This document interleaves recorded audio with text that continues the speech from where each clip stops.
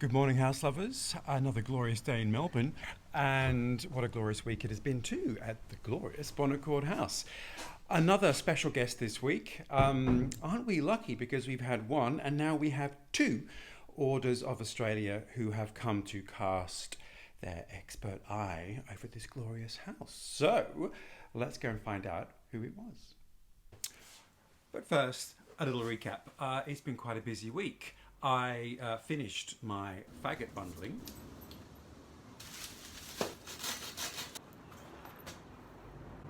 So that was that. And then there was Suite 6. One of my tasks this week in Suite 6 was the removal of Suite 6's kitchen, which I have done. Regardez. So I took up the tile floor, removed all the built-ins, the sink. You can still see the fat adhering to the tiles. That's a job for another day. But let me just tell you, it was 40 degrees in the shade. Who knows what that is in Fahrenheit? Who cares? Because we are living in a metric world, and I'm a metric boy. Anyway, foolhardy somewhat. I had to rehydrate. I was about to swear then, but I shouldn't.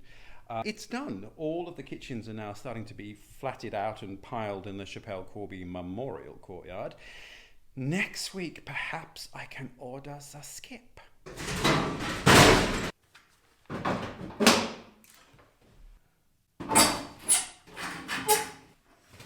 Well, that was very hot, very sweaty, very dirty. It's a 40-degree day in Melbourne. And now, back to our special guest this week at Bonaccord. Our second Order of Australia in 2 weeks, and it's 2020.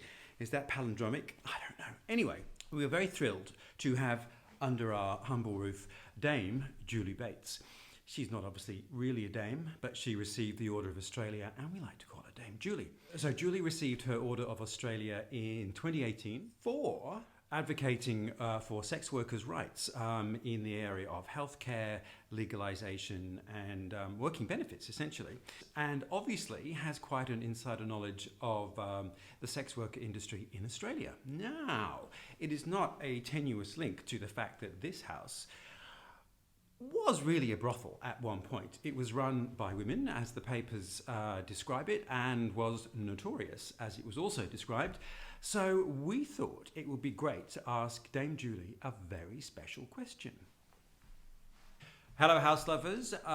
Here we are in Bonaccord. It is a freezing summer day in Melbourne, and it's raining and generally very unpleasant. But a special guest has turned up. Now, when this house is finished, a lot of people get priests to come and bless a house and burn sage and wave incense. And we thought, as the house has had a racy past, possibly a house of ill repute run by ladies of a certain end, well, why don't we get someone who's got some insider knowledge in that to come and bless the house and launch it for us? Enter stage left, Dame Julie Bates. Thank you very much. This is Dame Julie. Hello. I have to say it's an honour to be here, Matthew. A total honour. Thank you.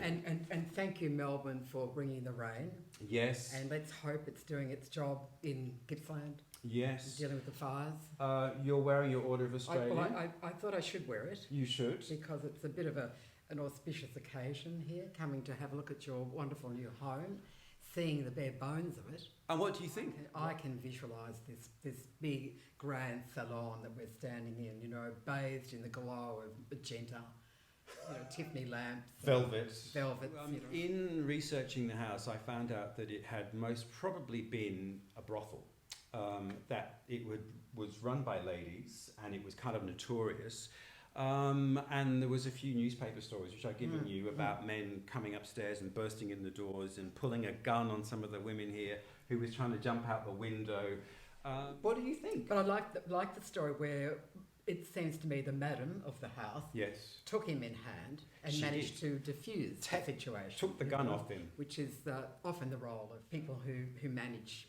They do. So we're thinking of having our birthday here in the house to celebrate its finishing on the 13th of July, 2021, which is the birth date of a boy who was born here in 1874. Dame Julie, will you come and bless the house for us? Wild horses couldn't make me stay away, whatever they say. And of course, it's the day after my birthday. There you go, super auspicious. Yes. Dame Julie, thank you. Congratulations on your order. Thank Last year, Last 2019, really? God, time flies. Wow, you've been a dame for 2 years. 2 years now, that's Are right. you trading off it? I've been very busy, but I have to say this is my first official engagement. So I said, I've got my first gig. It's in Melbourne. It's to bless an old brothel. There you go. Thank you, Dame Julie. We'll see you on the 13th of July, 2021. Well, we're so lucky and thrilled that Dame Julie has agreed to come and bless this house in a very postmodern, post-colonial manner. But let's go now and revisit some of our historical unearthings about the history and the goings-on of Bonaccord House. But first, how did I do that? It's quite difficult in this world of Who Do You Think You Are and all of these research-based programs that you can see. You think it's actually quite easy to find an archive and go and meet some gushing librarian who reveals that you are, in fact, the illegitimate love child of Charlemagne. However, it ain't that simple, kids. But the first thing that I went to was this site in Australia. Trove is a website. Every piece of printed material that's ever been produced in Australia, every magazine, newspaper, etc., has been digitised and is on record for anyone to look at free. So in Trove, you can use an advanced search mechanism and you can search for the name of your building if you know it, the address if you know it, or any landmark buildings next door, such as the pub. It leads you, hopefully, in a trail to your own truth. How did I find Trove? I hear you cry. Firstly, I went to my local library and asked them how could I go about researching the history of a particular building. The librarian there was very helpful, and she very generously gave me an hour of her time and showed me the way around the labyrinthine record and where to find news stories such as in Trove. So another great source of information is local historical groups, local council archivists and historical officers, depends where you live. Any newspaper archives specific to those newspapers and states in which you live, and if you can find access to all the old rates, histories and allocations and boundary decisions about the suburb, you can sometimes find the plot of land that your building is on, and then from there work out a trail of events that led you to be where you are. Because I'm a bit of a history buff, I really found it fantastically interesting to find out some names and some dates of people who actually lived in here, and even someone who was born here, and some of the naughty goings on. So they are so scandalous, and this is a house so notorious their name was chiselled off. I'm going to share some of those stories with you right now. First up, let's hear from Nellie Noon. Nellie was quite a woman around town. She crops up in the police records from the turn of the century to 1915 was the last time I was able to find her. She ran this house and she was applying for the license of the pub next door in 1908. And she had these things to say. I desire to correct a statement made by Inspector Mooney in the Licence Court on December the 10th, 1908. He said that a notorious house called Bonaccord had been conducted by women. As a matter of fact, it was more than 2 years ago since this house, Bonaccord, was badly conducted. And it has not been conducted by women in my time. It was already part of the Royal Standard Hotel next door when I took over this place some 9 months ago. Inspector Mooney said, next door to this hotel, a notorious house called Bonaccord had been conducted by women, and recently this house had been included in the hotel and a doorway cut through the wall. So what Nellie was referring to about the hotel next door and the house being connected, you can actually see in the wall here. Can you see here where the skirting board is cracked and there is this line up the wall? So that is where a doorway had been cut through from Bonaccord House through to the pub next door to provide accommodation. There is also one downstairs, which is in the dining room, the room with the slate mantelpiece.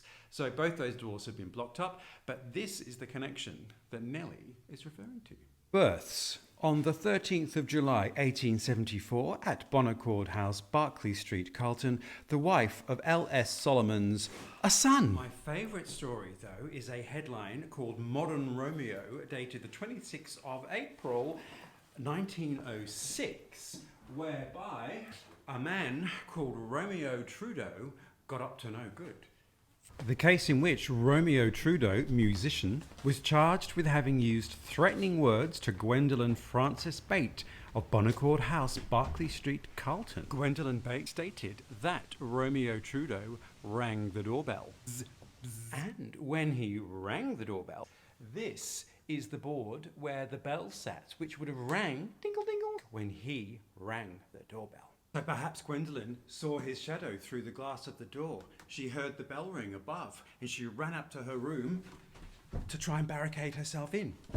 He said, "I'll break every window in the house and bring all the blackfellows to take her out and finish her by shooting her dead." On one occasion, he broke the door of her bedroom in, pulled out a revolver and said, "Look, I'll shoot you dead." I found him with the loaded revolver in his hand and Gwendolyn getting out the window. Susan Beamish, the housekeeper's daughter, said, "I took the revolver from him. It was loaded in 6 chambers." Gwendolyn's lawyer, a solicitor called Mr. W.J. Tucker, said that the matter was of utmost seriousness, which is good to hear from a man in 1906. What became of our very own Romeo? Well, he was fined 40 shillings in lieu of 14 days in prison, and he was kept over on a bond of £50 for good behaviour for 6 years. He never turns up in the papers again, but he sounds like a bit of a nasty piece of work. Well, there we are, house lovers. Our historic reenactment is over. Nothing to report from the council yet. Hopefully we'll be having our meeting with the planner soon, so I can keep you up to date with that. Perhaps next week we should have another special guest, which will be, who knows, could it be the architect? I'll keep you waiting. Anyway, until next time, bon voyage.